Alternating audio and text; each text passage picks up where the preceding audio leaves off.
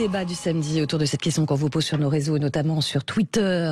Malgré un bénéfice de 2,2 milliards d'euros en 2022 pour la SNCF, est-ce que vous comprenez cette annonce d'augmentation de 5% des billets dès là, le 10 janvier? Est-ce que cette augmentation vous semble justifiée ou pas? Vous continuez bien sûr à laisser vos commentaires et à voter. Vous nous appelez au 0826 300 300. Pour l'instant, vous êtes à 82% à ne pas comprendre cette augmentation de billets. On va en débattre et on va parler aussi du modèle économique pour le train de demain avec nos intervenants, avec notamment Stéphane Sautarel, sénateur LR du Cantal, co-auteur du rapport Comment remettre la SNCF sur rail, modèle économique de la SNCF et du système ferroviaire. Il est grand temps d'agir. On va en parler. Bonjour, c'est Stéphane Sautarel. Bonjour. Merci d'être avec nous ce matin. Va nous rejoindre dans quelques instants Patricia Pérennes, économiste spécialiste du transport ferroviaire. Justement, avant de parler de ce modèle économique, est-ce qu'il est dépassé ou pas, en quoi il faut le revoir, puisqu'on se projette un petit peu sur perspective de l'année prochaine et des prochaines années. Déjà, Stéphane Sautarel, une réaction à notre sondage. 82% de nos auditeurs qui comprennent pas cette augmentation de billets. Vous comprenez que ça passe mal quand même. Voilà, face à des bénéfices qui semblent historiques.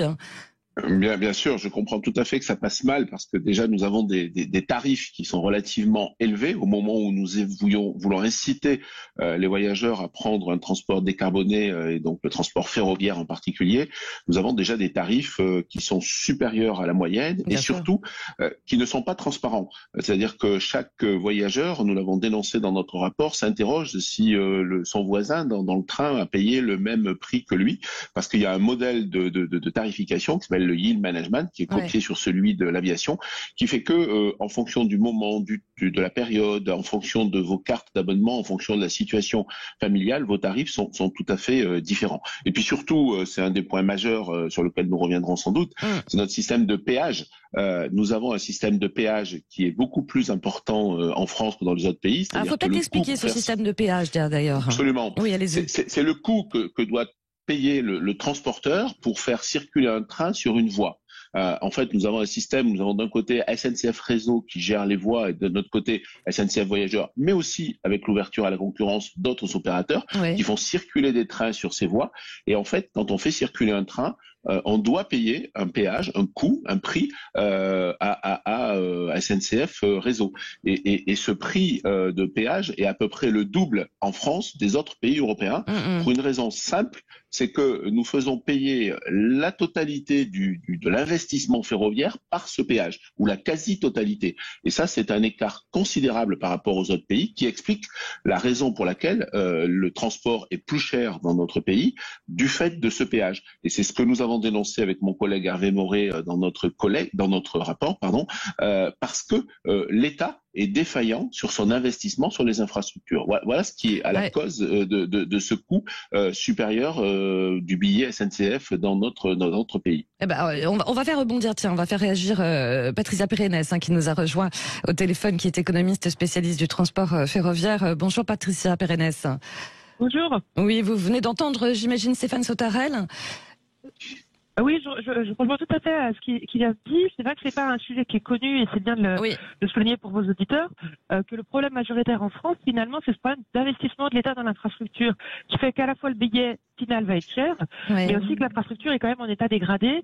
Et pour les gens qui habitent pas sur des lignes TGV, mais qui habitent à Limoges ou à Clermont-Ferrand, ce sous-investissement, en plus de conduire à des billets relativement chers, ça conduit aussi à ce problème de difficulté parfois le train annulé parce qu'il y a un problème sur la caténaire, parce qu'il y a un problème sur l'aiguillage, parce qu'il y a un problème sur l'infrastructure, et qui est vraiment un poison au quotidien. Ouais, c'est ça.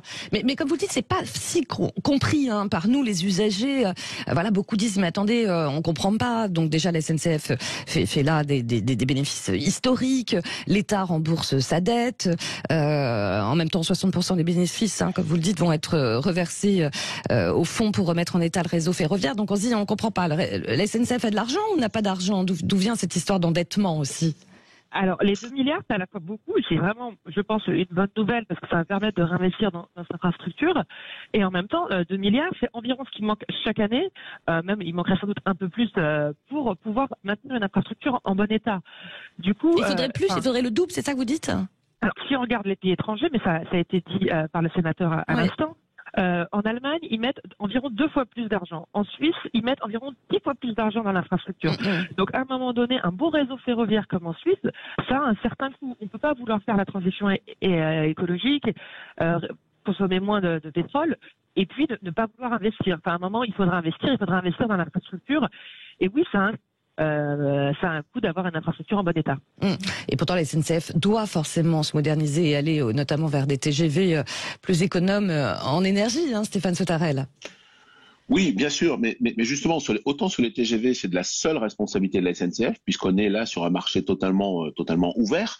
En revanche, sans être trop technique, il faut bien faire segmenter 3 domaines. Hein, et je rejoins l'intervenante précédente qui a parlé des lignes Limoges et Clermont-Ferrand. Oui. Pardon, j'avais pas retenu son nom. Excusez-moi, Patricia. Et donc, on est là sur ce qu'on appelle les trains d'équilibre du territoire, qui sont en fait le deuxième niveau de desserte de notre territoire, qui est de la responsabilité de l'État, c'est-à-dire que c'est l'État qui est l'autorité organisatrice de ces transports, qu'elle confie aujourd'hui à la SNCF, qu'elle pourrait confier à d'autres opérateurs.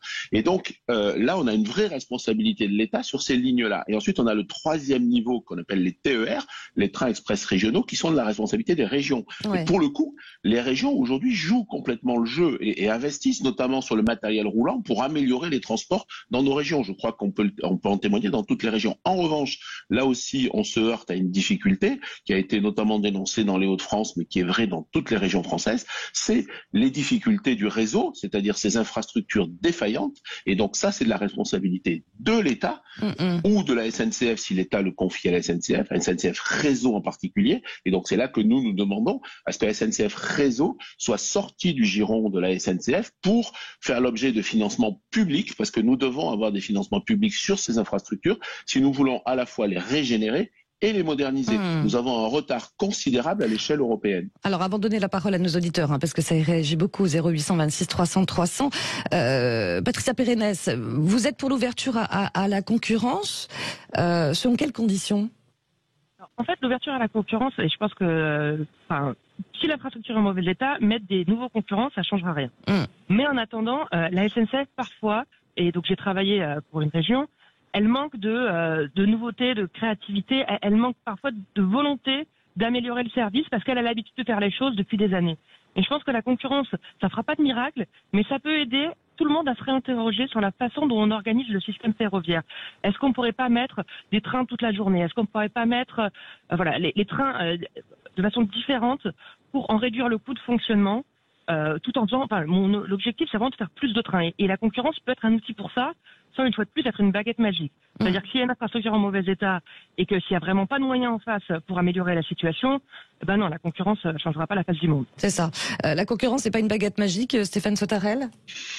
Non, c'est pas une baguette magique. En revanche, ça peut effectivement booster, ça peut permettre de stimuler et ça peut permettre d'avancer. Mais simplement, il faut réunir des conditions pour cette ouverture à la concurrence. Donc, il y a bien sûr la qualité du réseau et ensuite, il y a la réalité de cette ouverture. Or, aujourd'hui, notre modèle français, avec dans un même groupe le réseau et le voyageur, ne permet pas réellement cette bonne ouverture à la concurrence, qui encore une fois ne résoudra pas tout, puisqu'on a à la fois des obligations de service public et notamment de desserte du territoire sur lesquelles l'État doit jouer tout son rôle, et par ailleurs, effectivement, cet élargissement de l'offre. On est vraiment sur une politique de l'offre sur le ferroviaire. Il faut élargir l'offre si on veut que des personnes, nos concitoyens, montent dans les trains. Donc on est vraiment sur une politique de l'offre, et plus on fera circuler de trains, et plus la fréquence sera bonne et forte, plus nous aurons effectivement une réponse à la fois sociale et environnementale aux enjeux qui sont les nôtres. Voilà, donc on a beaucoup d'auditeurs. On va donner la parole à Gilles qui nous appelle 0826 300 300. Gilles qui nous appelle de Chelles. Bonjour. Bonjour, monsieur le sénateur. Bonjour, madame. Patricia Pérennes, voilà, elle était économiste. Madame Pérennes. Votre avis, vous, sur le service SNCF, est-ce que dans votre région, c'est assez bien desservi ou pas d'ailleurs? Alors, dans ma région, je suis en Seine-et-Marne et oui, ça va, c'est assez bien desservi, mais en revanche, j'aimerais réagir sur 3 points. Je vais essayer d'être très, très bref. Oui, je veux bien, merci. Allez-y. Le premier point, c'est que, alors déjà, il y a moi, il y a un truc qui me dérange, c'est que on a ce message ambiant qui nous pousse à laisser la voiture pour aller vers les transports en commun. Je vais pas dire culpabilisant, mais en tout cas, c'est comme ça que moi je le ressens. On nous culpabilise de prendre la voiture, on nous pousse à prendre le train, et en même temps, on augmente les tarifs. Donc, premier point. Je parle vraiment en tant qu'usager. Hein. Donc ça, déjà, c'est le premier point que je trouve un peu stigmatisant. Les tarifs augmentent, même si on nous pousse à prendre les transports. Deuxième point, pour moi, le transport, c'est comme les hôpitaux. Pour moi, ça fait partie d'un service qui est en fait public. C'est du service public pour moi.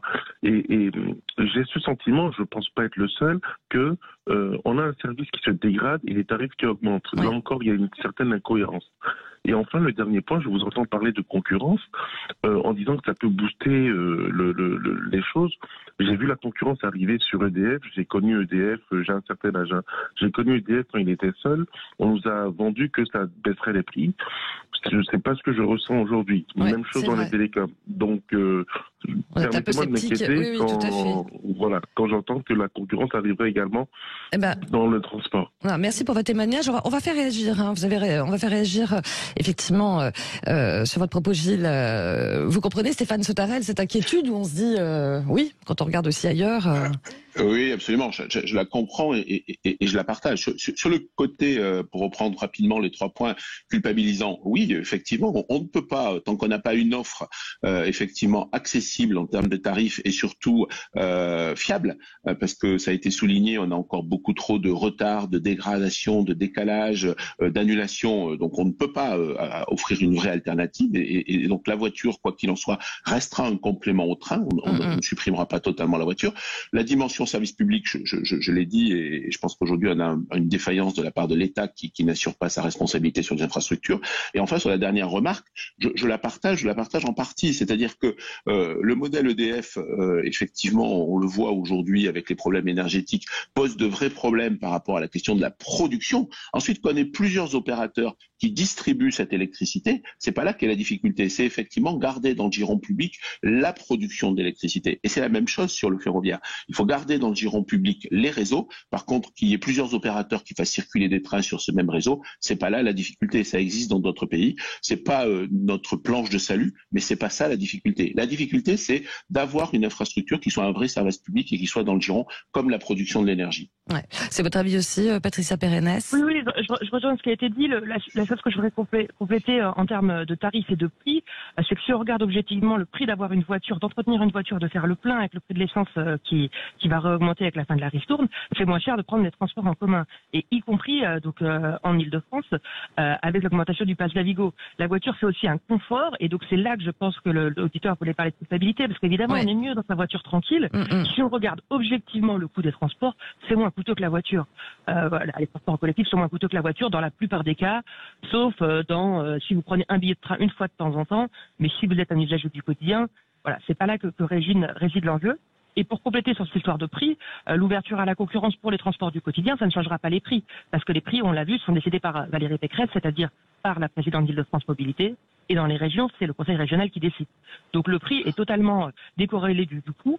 Et heureusement, j'aurais envie de dire, parce que le coût aujourd'hui, les TER sont très déficitaires et l'impôt couvre environ 75% du coût des TER. Donc si le prix du billet devait couvrir le coût total du service, ça coûterait autrement plus cher. Il y a déjà, on l'a dit tout à l'heure, les régions sont investies, et notamment en faisant des tarifs tout à fait accessibles, en particulier pour les abonnés. C'est ça. Merci en tout cas beaucoup à vous deux, Patricia Pérennes, économiste spécialiste du transport ferroviaire. Merci beaucoup Stéphane Sautarel, sénateur LR du Cantal. Pour reprendre le titre de votre rapport, comment remettre la SNCF sur rail, il est grand temps d'agir. Ça va prendre encore un peu de temps, on le sent. Je pense. Oui, c'est ça. Malheureusement. Merci à tous les deux. En vous souhaitant d'avance une bonne année. À très bientôt.